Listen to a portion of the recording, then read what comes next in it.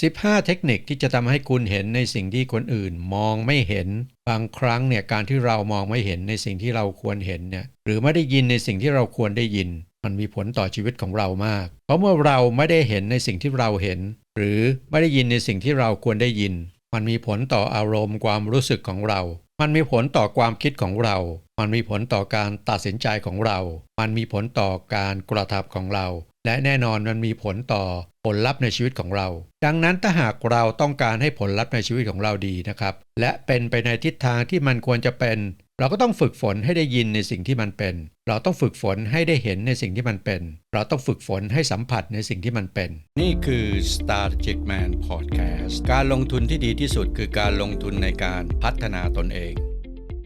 สวัสดีครับพบกับผมดร.หนุ่ย Strategic Man นะครับความสุขและความสำเร็จเริ่มต้นที่นี่การรับรู้เนี่ยเป็นสิ่งสำคัญยิ่งต่อการมีชีวิตของคุณและคนทุกๆคนในโลกนี้นะครับการรับรู้ที่ถูกต้องจะนำสิ่งดีๆมาสู่ชีวิตแต่น่าเสียดายนะครับคนส่วนใหญ่พลาดในเรื่องพวกนี้นะฮะคนส่วนใหญ่เนี่ยอาจจะชื่นชมคำแนะนำของคนที่เขานับถืออาจจะชื่นชมรายการทีวีที่เขาชอบอาจจะชื่นชมคนที่มีชื่อเสียงอาจจะชื่นชมในหนังสือจากนักเขียนที่เขาชื่นชอบผมอยากจะบอกว่าที่พูดไปข้างต้นเนี่ยมันไม่ได้มีอะไรผิดนะฮะการที่คนจะไปชอบในสิ่งที่เขาชื่นชอบเนี่ยแต่การที่ไปชื่นชอบในสิ่งเหล่านั้นเพราะว่าเรารู้สึกว่าการที่ชื่นชอบและทำสิ่งเหล่านั้นเนี่ยมันทำให้เรารู้สึกดีมันทำให้เรารู้สึกฉลาดนะฮะคือเราเชื่ออย่างนั้นนะครับแต่สิ่งนี้อาจจะไม่ใช่สิ่งที่มันควรจะเป็นตามความเป็นจริงนะครับดังนั้นมันจึงทำให้คนเราเนี่ยส่วนใหญ่เนี่ยพลาดในการรับรู้ในสิ่งที่ควรจะรับรู้นะฮะเพราะว่า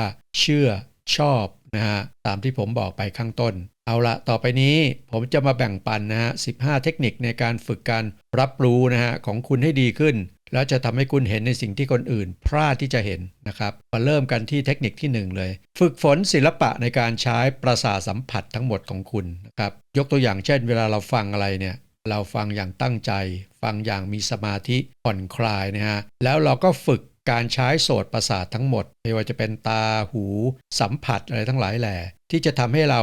ฟังได้อย่างได้ข้อมูลที่ครบถ้วนนะฮะตามความจริงที่มันเป็นนะครับเทคนิคที่2ครับก่อนจะทำอะไรเนี่ยให้ทำสมาธิสัก3นาทีครับคือคนส่วนใหญ่เนี่ยจะรู้สึกอึดอัดนะฮะเวลาที่ต้องคิดอะไรสร้างสรรค์อะไรนะฮะเพราะว่าคนเรายิ่งอยู่ในโลกนานเนี่ยเราก็จะปล่อยอะไรต่อมิอะไรเนี่ยมาขัดขวางกระบวนการความคิดแบบสร้างสรรค์ของเรานะไม่ว่าจะเป็นความคิดความเชื่อ mindset อะไรต่างๆที่ถูกปลูกฝังถูกยัดเข้ามาในระบบความคิดในระบบสมองของเรานะดังนั้นเวลาที่เราจะทำอะไรเนี่ยเราควรที่จะต้องเคลียร์จิตใจของเราก่อนนะครับการทำสมาธิจะเป็นการเคลียร์จิตใจนะเหมือนกับการทำความสะอาดจิตใจให้โล่งให้ผ่อนคลายนะพอจิตใจโล่งจิตใจผ่อนคลายเนี่ยเราก็จะคิดอะไรสร้างสรรค์ได้ดีขึ้นเห็นอะไรก็เห็นได้ชัดเจนขึ้นนะเพราะเราขจัดสิ่งที่มันเป็นขยะต่างๆออกไปจากจิตใจออกไปจากสมองนะครับเทคนิคที่3ครับบอกตัวเองเสมอว่าความกังวลไม่ได้มีประโยชน์อะไรนะมันไม่ได้ช่วยทำให้สิ่งที่เราทำอยู่เนี่ยดีขึ้นเลยนะครับเวลาเรากังวลเนี่ยแล้วเราไม่ทันกับความรู้สึกกังวลนั้นนะครับมันก็จะเริ่มสร้างชุดของภาพลบๆทยอยเกิดขึ้นมาในหัวที่ทำให้เรากังวลต่อไปนะแล้วก็อาจจะมากขึ้นนะแต่ถ้าเกิดเราทันมันเนี่ยแล้วเราบอกตัวเองว่าความกังวลไม่ได้มีประโยชน์อะไรมันไม่ได้ช่วยทำให้สิ่งที่เราทำอยู่เนี่ยดีขึ้นเราก็จะเห็นอะไรชัดเจนขึ้นตามความเป็นจริงครับเมื่อเราเตือนตัวเองด้วยประโยคนี้นะครับคือไม่ปล่อยให้มันจูงจมูกเรานั่นเองเทคนิคที่4ครับมองหาความสนุกที่แฝงอยู่ในสิ่งที่ทำนั้นนะฮะทุกสิ่งทุกอย่างเนี่ยเป็นเหรียญ2ด้านครับเมื่อมีความไม่สนุกมันก็จะมีความสนุกปะปนกันไปนะมันขึ้นอยู่กับว่าเรามองหาสิ่งไหนถ้าเกิดเราโฟกัสแต่ความไม่สนุกเนี่ยคิดว่ามันไม่สนุกมันไม่ดีฉันไม่อยากทำนะเราก็จะมีแต่ความทุกข์ต่อสิ่งที่เราทำแต่คุณลองคิดดูนะครับถ้าเกิดคุณบอกตัวเองว่าไหนๆก็ต้องทำแล้วมองหาสิ่งสนุกในสิ่งที่เราทำดีกว่านะผมขอยกตัวอย่างตัวผมเองเลยตัวอย่างง่ายๆเลยนะครับผมเคยรู้สึกเบื่อมากนะเวลาที่ต้องล้างจานนะครับแต่แทนที่จะให้ความรู้สึกเบื่อมาควบคุมตัวผมผมบอกตัวเองว่าการล้างจานเนี่ยมันก็เหมือนการฝึกสมาธิอย่างหนึ่งเราจดจ่ออยู่ที่มือของเราที่กำลังทำความสะอาดจานมันก็ทำให้เราสนุกกับการล้างจานได้เพราะว่าเราพยายามมองหาสิ่งที่เป็นจุดบวก นะแทนที่จะไปโฟกัสกับความรู้สึกลบๆที่ไม่อยากทำนะฮะอันนี้คือตัวอย่างจริงๆตัวอย่างง่ายๆที่ผมใช้กับชีวิตของผมนะฮะในการเปลี่ยนสิ่งที่เราคิดว่าน่าเบื่อให้เป็นสิ่งที่สนุกหรือว่าเป็นสิ่งที่น่าสนใจที่จะทำมากขึ้นบางทีนะฮะด้วยวิธีการตั้งคำถามตัวเองแบบนี้นะครับมันอาจจะเปลี่ยนชีวิตของคุณแบบหน้ามือเป็นหลังมือเลยทีเดียวก็อาจจะเป็นได้นะครับเทคนิคที่5ครับฝึกปล่อยวางปัญหาที่เกิดขึ้นในชีวิตเนี่ยเพราะเราคิดว่ามันคือปัญหานะฮะเราโปรแกรมมันว่าคือปัญหาแต่ถ้าเรามองว่าปัญหาพวกนี้คือสิ่งที่ทำให้เราเนี่ยเรียนรู้นะฮะเราก็จะยอมรับต่อการเกิดขึ้นเราก็จะเกิดการปล่อยวางครับพอเราปล่อยวางจิตใจเราก็โล่งนะฮะมันก็สบายนะครับเทคนิคที่6ครับฝึกทำสิ่งที่ไม่อยากทำคนที่ประสบความสำเร็จนะคือคนที่ฝึกตนเองให้ทำในสิ่งที่ไม่อยากทำการฝึกให้ตนเองทำอะไรที่ไม่อยากทำเนี่ยมันจะทำให้เราต้องมองอะไรตามความเป็นจริงครับจะทำให้เราเนี่ยต้องเอาชนะอารมณ์ความรู้สึกนะจะทำให้เราต้องรักษาความมีสติเมื่อเรามีสติเราจะเห็นอะไรที่เป็นจริงนะฮะและข้อดีของมันก็คือนิสัยเนี่ยมันจะขยายไปสู่พฤติกรรมอื่นๆที่เราไม่อยากทำแต่เราต้องทำมันก็จะกลายเป็นว่าเราทำอะไรได้เยอะแยะที่เป็นประโยชน์ต่อตัวเองเป็นประโยชน์ต่อผู้อื่นได้มากมายเลยแล้วนี่แหละคือการสร้างความแตกต่างนะฮะระหว่างคนที่มีอะไรเหมือนกันทุกอย่างนะฮะแต่สิ่งที่แตกต่างก็คือการกระทำที่แตกต่างและผลลัพธ์ที่แตกต่างนั่นเองเทคนิคที่7ครับเปลี่ยนสภาพแวดล้อมของคุณบ้างนะฮะสมองของคนเราเนี่ยต้องการการอัปเดตครับการที่เราเนี่ยเปลี่ยนสภาพแวดล้อมในการทำงานหรือการใช้ชีวิตบ้างจะทำให้สมองของเราเนี่ยได้รับข้อมูลใหม่ๆซึ่งจะทำให้สมองนะฮะเฉียบแหลมขึ้นคิดอะไรก็แจ่มชัดมากขึ้นมองอะไรก็มองได้ชัดเจนมากยิ่งขึ้นเห็นอะไรตามความเป็นจริงนะครับเทคนิคที่8ครับอย่าปล่อยให้สภาวะแวดล้อมภายนอกมากำหนดอารมณ์ความรู้สึกของคุณนะฮะคนส่วนใหญ่ในคิดว่าสภาวะแวดล้อมมีอำนาจเหนืออารมณ์ความรู้สึกจริงๆแล้วมันก็เป็นอย่างนั้นนะครับแต่ที่มันเป็นแบบนั้นก็เพราะว่าเราอนุญาตให้มันเป็นเช่นนั้นจริงๆแล้วมันไม่ได้มีอำนาจเหนืออารมณ์ความรู้สึกของเรานะฮะเรานั่นเองที่ปล่อยให้มันมามีอำนาจเหนือความรู้สึกและอารมณ์ของเรานะเพราะว่าเราเชื่อว่ามันต้องเป็นอย่างนั้นนะครับไม่มีอะไรที่จะเปลี่ยนแปลงโลกภายในของเราได้ถ้าหากเราไม่อนุญาตให้สิ่งเหล่านั้นเข้ามานะฮะเมื่อคุณไม่ปล่อยให้สิ่งเหล่านี้มีอำนาจเหนืออารมณ์ความรู้สึกคุณก็จะมองเห็นในสิ่งที่มันเป็นตามความจริงนะที่มันควรจะเป็นครับเทคนิคที่9ครับความกลัวจะลดลงเมื่อเราจ้องมองสิ่งที่เรากลัวอย่างสงบมันเคยมีนิทานนะฮะเรื่องเล่าคล้ายๆอุปมาอุปไมยนะครับก็คือหากเราเข้าไปในป่าแล้วเราเจอเสือนะฮะหากเราแสดงความกลัวออกมาเราจะถูกเสือกัดกินนะครับแต่ถ้าเกิดเราสงบแล้วจ้องที่ดวงตาของมันเสือจะรับรู้ได้ว่าเราไม่เกรงกลัวมันนะฮะโอกาสที่เราจะรอดจากการถูกเสือจับกินก็สูงกว่าการที่เราแสดงความกลัวออกมา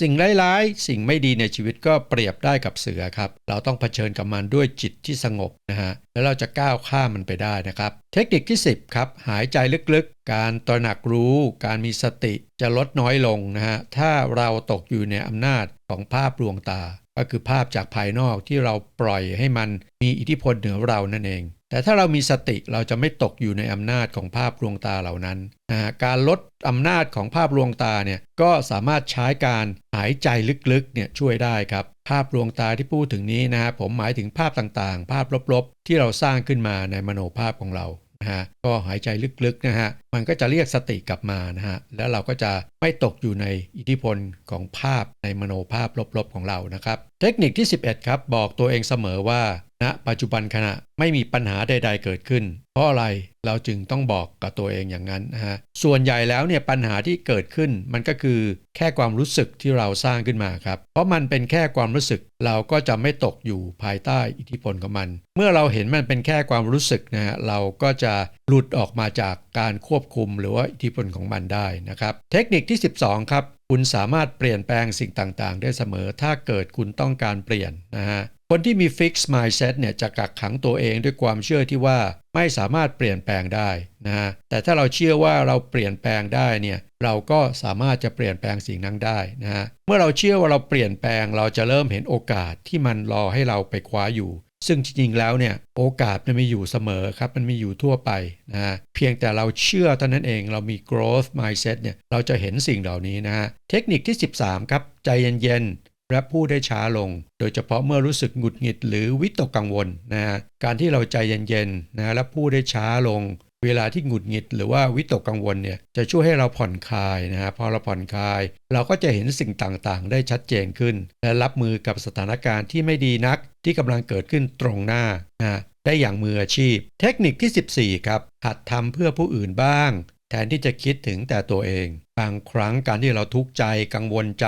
ก็เป็นเพราะว่าเรานึกถึงตัวเองคิดถึงแต่ตัวเองมากเกินไปดังนั้นบางครั้งนะฮะก็ต้องทำอะไรเพื่อผู้อื่นบ้างมันจะทำให้เราหลุดออกจากความรู้สึกกังวลความรู้สึกที่คิดถึงแต่ตัวเองที่ทำให้เราทุกข์เมื่อเราหลุดจากสภาพที่คิดถึงแต่ตัวเองโดยไปทำอะไรให้ผู้อื่นบ้างเราก็จะมีความสุขมากขึ้นครับและเทคนิคที่15ครับเปิดรับความสุขเข้ามาในชีวิตมากขึ้นนะฟังดูง่ายนะครับแต่ทำยากนะฮะแต่ว่าถ้าเกิดแล้วเข้าใจเคล็ดลับเนี่ยมันก็ไม่ยากครับอยากให้คุณเนี่ยลองนึกถึงภาพตอนที่คุณยังเป็นเด็กๆนะฮะทุกสิ่งทุกอย่างในชีวิตเนี่ยมันดูเหมือนเป็นเรื่องสนุกไปหมดครับดูเหมือนเป็นเรื่องท้าทายไปหมดอาจจะเป็นเพราะว่าเด็กๆเนี่ยมองโลกในแง่ที่ดีมากกว่ามองโลกในแง่ร้ายหรือว่าเป็นเพราะว่าเด็กๆมีชีวิตอยู่ในปัจจุบันขณะและมองสิ่งที่อยู่ตรงหน้าเป็นสิ่งสนุกบางครั้งเราก็ต้องกลับไปมองแบบเด็กๆบ้างมันจะช่วยให้เรารับมือกับเรื่องแย่ๆในชีวิตได้ดีขึ้นและนี่คือ15เทคนิคนะที่จะทำให้คุณเห็นในสิ่งที่คุณควรเห็น